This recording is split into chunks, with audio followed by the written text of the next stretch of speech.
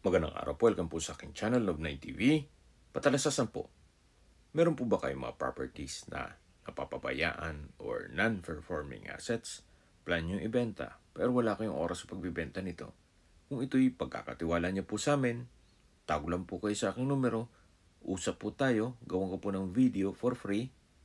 Yes, libre po, wala po kayong babayaran. Tutulungan pa namin kayong mabenta ang inyong property. Kami na po bala sa marketing, sa boosting or paid ads. Even sa tripping, hindi na po kayo mapapagod sa pag-entertain ng mga buyers. Kami na po bala sa lahat. Tawag lang po kayo. Nandito po tayo ngayon sa Alfonso, Cavite kung saan meron po tayong bagong video presentation, 5 parsyale ng lupa na may lot area na 1,000 square meters. Ito po ay subdivided lots na along Barangay Road. Napakatahimik po ng lugar, sariwang hangin, at malamig po ang klima. Malayo na rin po ito sa 14 kilometers danger zone ng Taal Volcano.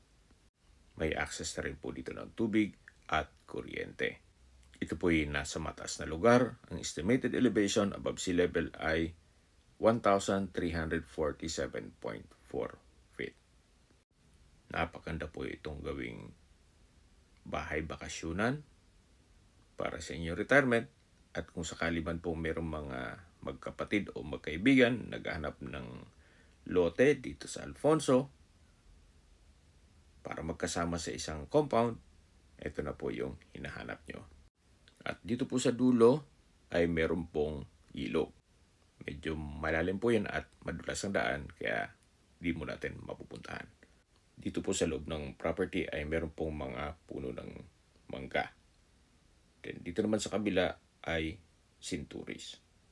So, patag naman po ang lupa, kaya usable po lahat. Wala pong masasayang. Habang naglilibot po tayo at pinagmamasdan nyo po itong kapaligiran, pag-usapan na natin ang distance, location at travel time. Mula po sa Provincial Road, ang distance is 1.5 kilometers at ang travel time is 4 minutes. Opo, malapit lang po ito sa Provincial Road kung saan meron pong mga regular trips ng bus mula Alfonso to Manila, vice versa. Mula naman po sa Welcome Arc ng Alfonso sa Tagaytay-Nasugbu Highway, ang distance is 9.3 kilometers at ang travel time is 15 minutes. Mula naman po sa Twin Lakes, ang distance is 12.5 kilometers at ang travel time is 21 minutes. Kung ang gagaling naman po sa Tagaytay Rotonda, ang distance is 15.8 kilometers at ang travel time is 28 minutes. Sa Tagaytay Rotonda po ay kumpleto na rin, gaya ng hotels, restaurants, banks, schools, church at hospital.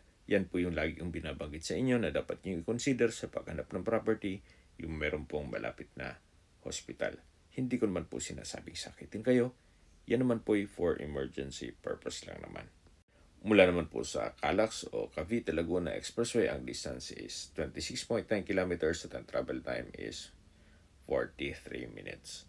Kung manggagaling naman po sa Manila o sa airport, ang distance is 71.5 kilometers at ang travel time is 1 hour and 35 minutes. Okay, sa presyo na po tayo. Binebenta po ito ni owner sa halagang 3,800 pesos per square meter. At ang available po ay 5 lote na lang o 5 parsela ng lupa. Kung may mga katanungan po kayo or gusto nyo magpaset ng tripping dito sa property ito, tawag lang po kayo sa aking numero. At sa mga kababayan naman natin nasa ibang bansa, meron po akong Telegram. Sa mga iPhone user naman may iMessage. Meron din pong Imo, Skype, Viber at WhatsApp. Same number lang po, 0917-316-3399. Sa mga nagtatanong naman po ng aming Facebook, meron po aming Facebook page na Love9 TV at Facebook Reels video. Meron din pong Instagram at TikTok na Love9 TV. Meron din po kami ibang YouTube channel na Love9 TV channel at AC Listings. Sana po naibigyan yung aming video presentation. Paki-like and subscribe na po sa aking channel para ma-update din po kayo sa aking future listings. Kung sakali po hanap nyo yung mas malaking sukat ng lupa, meron din po kaming ibang listings na pwede nyong pagpilian.